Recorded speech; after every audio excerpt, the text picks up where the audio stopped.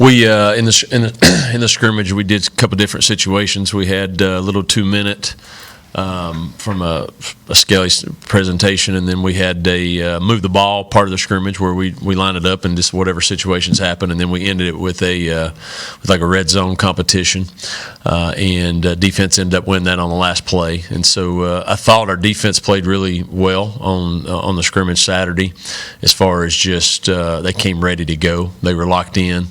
And they didn't make a lot of mistakes. They played hard, did a really nice job. I thought offensively we just very inconsistent.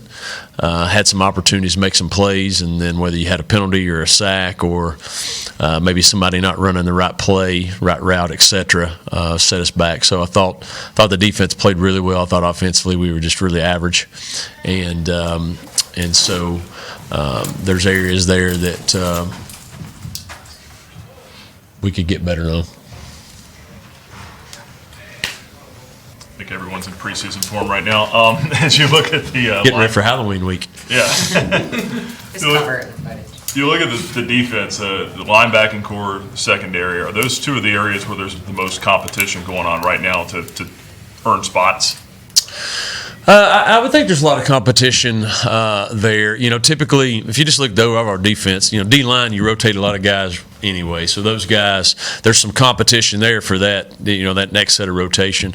But I mentioned, in our first conference that there's 6 guys that have an opportunity to play at linebacker, and so there's every day. If you don't come out and are ready to go, you can get bumped down. Whether that's part of the package you're in or maybe the position you're in, and so there's some good competition there. I think in the secondary we've had some injuries there a little bit, so some guys have not been able to maybe practice as much as you'd like to see. I think the biggest question there in the secondary, I think our safeties are playing pretty well. I think our corners have got to be more consistent, and there's some guys there we obviously brought in, and there just needs to be some more consistency there every day. But there's good competition really among every position there on defense. At corner, is there anyone that's kind of stood out, that's kind of been that consistent player for you so far? No, I mean, Mo Williams is coming back. You think he's a guy there that's played a lot of ball for us, and we think he can be really good. He's been banged up a little bit, so it's not like he's been full go every day, but he's the guy that, at least in experience here, is somebody that you feel like can do that, for us. Then after that, we've got a lot of just guys that Charles Yates, who we brought in, Alex Oliver. Alex has been banged up a little bit. I do like Sweeney has came in, and he was a safety for us. We moved him to corner. I think he's done a really nice job in the first few practices, and that we've been pleased with. He's still got a little ways to go there, but I think he's found a home, and which has been good. He's from an athletic standpoint, he might be our most athletic guy on our whole team, and just not been able to find a spot where he can stick at consistently. And through the first several practices, I think he's made some good strides for us. For the defense as a complete unit, do you think that it's much improved from last year? Too early to tell? I think our overall talent has improved, and I think our mindset's improved. I think we got a chance to be better there.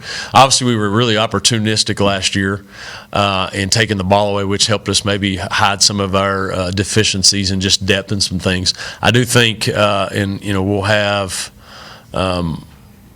depth in positions where we can play some guys where last year that was a challenge. And so I do think we can be. I'm not saying we're there yet, but I do think we can be if those guys,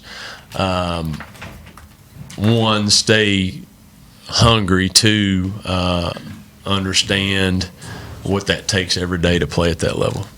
Receiver, you said that I think the first time we met together, Reese Smith, you wanted to kind of spoon feed him a little bit. What have you seen from him up to this point now?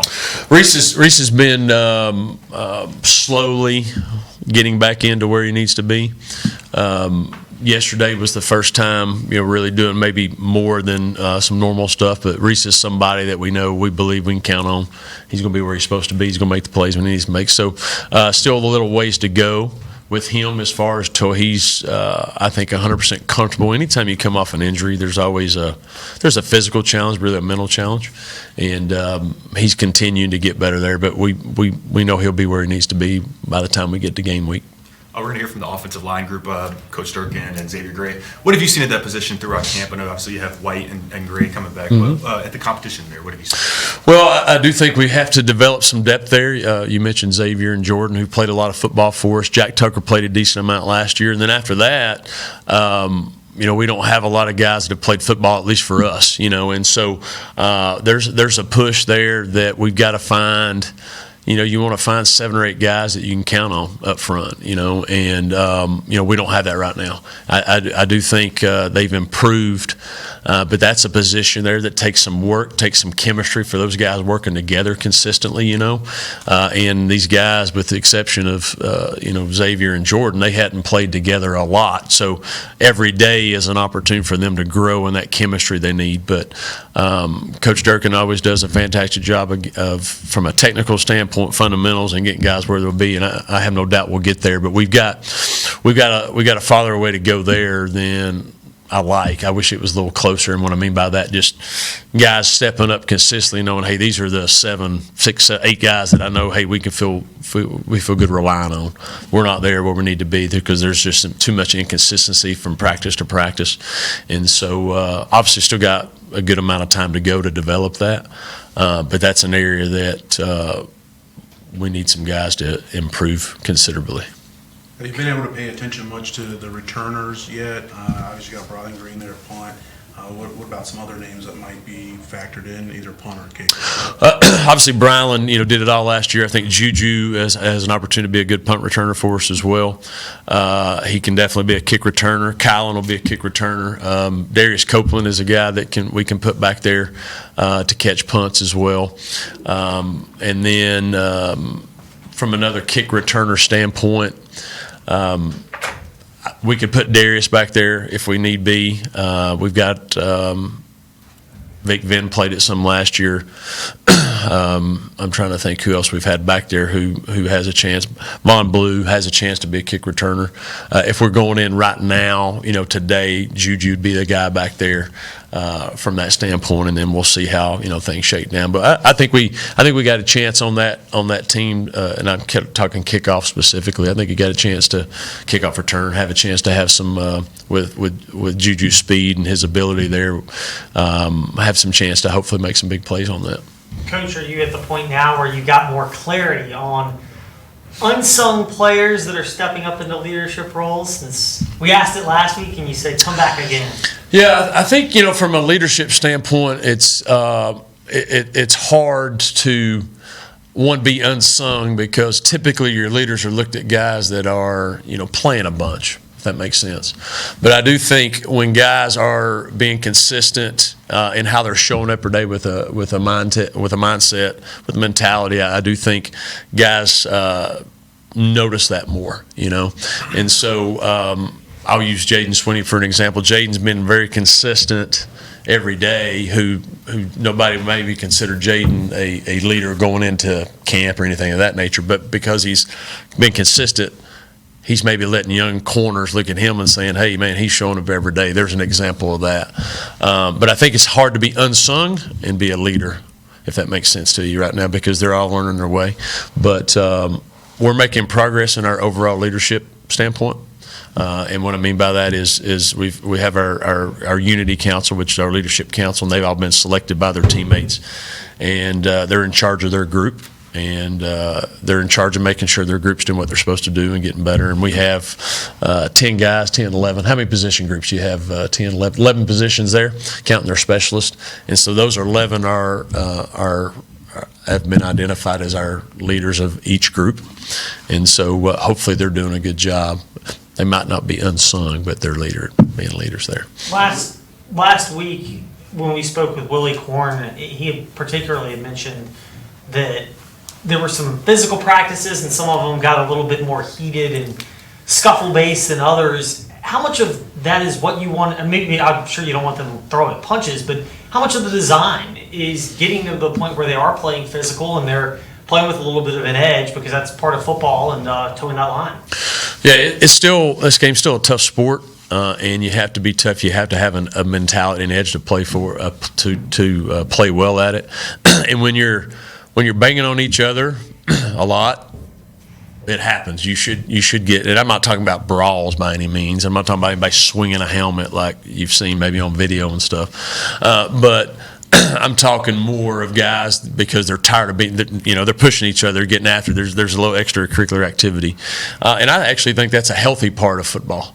If it's done within the confines of what you're trying to get accomplished, we've spent a lot of time on our guys talking about if there is a fight, what we should do, what we shouldn't do, and there's always a fine line there. But you have to play this game, and you have to practice this game in a way where there's a toughness that's built into it, and when that happens, if you've gotten banged on, especially up front. Most of your fights typically start up front because those guys are banging on each other for 2 hours almost every day. They get tired of doing that. Somebody gets tired of getting pushed. Somebody gets tired of this or that, and it ends up, maybe going to extracurricular. So we obviously stop it quick, but I'm also not blowing a quick whistle, while it's getting ready to happen either, because I want to see how guys are going to respond a little bit to it.